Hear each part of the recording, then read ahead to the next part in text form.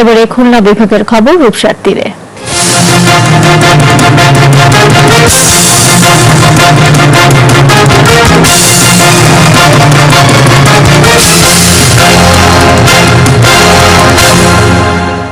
মোস্তফা জামাল জানিয়ে দিচ্ছি খুলনা বিভাগের সংবাদ। অর্থনৈতিক অঞ্চল গড়ে তোলার জন্য খুলনার দুটি জায়গায় প্রাথমিকভাবে বাছাই করেছে বাংলাদেশ অর্থনৈতিক অঞ্চল কর্তৃপক্ষ বেজা। স্থানীয় বিশেষজ্ঞরা বলছেন, সেখানে পরিকল্পিতভাবে অর্থনৈতিক অঞ্চল গড়ে তুলতে পারলে তা আঞ্চলিক ও জাতীয় অর্থনীতিতে গুরুত্বপূর্ণ ভূমিকা রাখবে। বিনিয়োগ, রপ্তানি ও কর্মসংস্থান সৃষ্টির মাধ্যমে দক্ষিণ পশ্চিমাঞ্চলের অর্থনীতিকে আরো গতিশীল করতে খুলনা জেলায় দুটি অর্থনৈতিক অঞ্চল প্রতিষ্ঠার প্রস্তাব দেওয়া হয়েছে।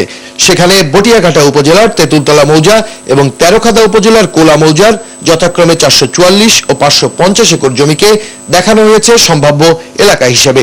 গত মার্চ মাসের 1 তারিখে আমরা এই প্রস্তাবটি বেজাতে প্রেরণ করি। বেজা পরবর্তী সময়ে এটি আমাদের অনুমোদন প্রদান করে এবং এরপর পরে বিভিন্ন টিম আসে আমাদের অঞ্চলটি দেখার জন্য। কোথায় অর্থনৈতিক অঞ্চল গড়ে তোলা হবে তা অনুমোদন দেওয়া হয় বেজার গভর্নিং বোর্ডের সভায়, যেখানে সভাপতিত্ব করেন প্রধানমন্ত্রী শেখ হাসিনা নিজে। সেই সভার অনুমোদন পেলে খুলনার বাছাই হওয়া দুই এলাকায় অর্থনৈতিক অঞ্চল গড়ে তোলার বিষয়টি সুনিশ্চিত হবে।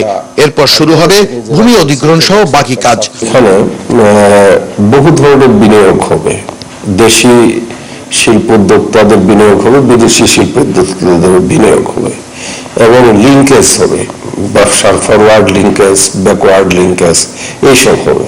বিশেষজ্ঞরা বলছেন, এ অঞ্চল ভৌগোলিকভাবে গুরুত্বপূর্ণ, তাই এখানে অর্থনৈতিক অঞ্চল প্রতিষ্ঠিত হলে শিল্প স্থাপনে দেশি বিদেশি বিনিয়োগকারীরা আগ্রহী হবেন। এদিকে বেনাপোল, এদিকে ভুমরা বর্ডার, এদিকে হচ্ছে মংলাপুর, এদিকে ঢাকা, এইদিকে আবার কুষ্টিয়া বা উত্তরবঙ্গ কানেক্টেড। আপনি এই জায়গাটা তো আপনার সেন্টার হয়ে যাচ্ছে তখন। তো ইকোনমিক হাব হলে তো আপনার সকল মাল্টিল্যাটারাল ইফেক্ট গুলো তো আপনি সেই ইম্প্যাক্টটা পজিটিভই পাবেন।